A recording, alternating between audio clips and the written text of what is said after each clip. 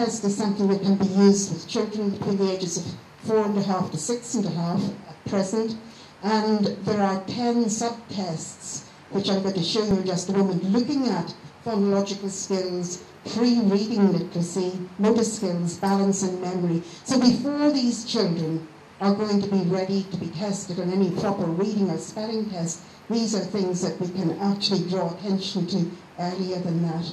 And from the overall thing, it comes up with something that's called an at-risk index.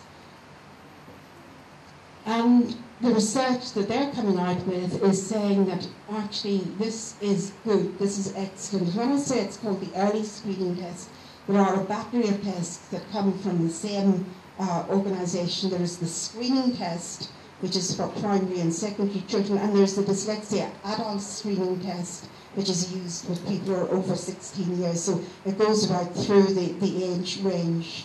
Okay, so these are the tests that we have, which I'm not going to show all to you at the moment because you can make sense of them from what they're called, but I thought I would just show you a couple of them to give you a flavour of. This is the postural stability test, where you actually have something. I thought I would just show you a couple of them to give you a flavour of. This is the postural stability test, where you actually have something to push on the child's back, and which will determine again how automatic their balance is as they do various things. This is something that actually, because we have a great raft of legislation in the United Kingdom to do with health and safety that most teachers prefer not to do, just in case they get into trouble, because touching children is something that is largely frowned on. Nevertheless, this test does exist. Okay.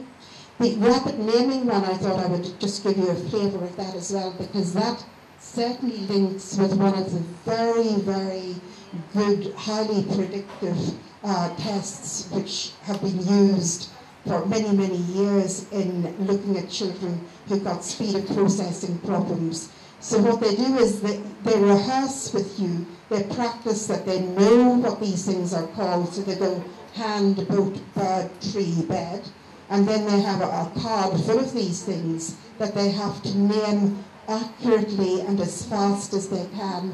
Dyslexics will not be as accurate, and they will take significantly longer than non-dyslexics. And again, that is something that you can do from the very early years. Okay, so I'm just going to show you the various tests and what they actually show in terms of implications and actions that you can do. And I think we always want to start with the obvious, checking hearing and speech, and working in ways that we can actually train and support the areas of deficit. Because in those earlier years as well, your brain has much more plasticity, is much more responsive to phonological awareness training, and this is the time to get in when this kind of training can be fun rather than laborious and repetitive and childish, which becomes the case as they get older. So I will leave you with, not all dyslexics have all these difficulties. They can be present in any combination and degree of intensity. Many dyslexics have other talents. There are even many famous dyslexics, which include all these things that I talked about earlier, many of which demonstrate the skills that are sort of right hemisphered rather than left hemisphered. And I will leave you with a little test to see how many you can actually identify. Some of these may be well known here and some not, but these are all people either known or suspected to be dyslexic. You can also be a successful dyslexic without being famous. And if you come and visit the Helen Ark Health Centre, I will introduce you to some of them. Thank you very much.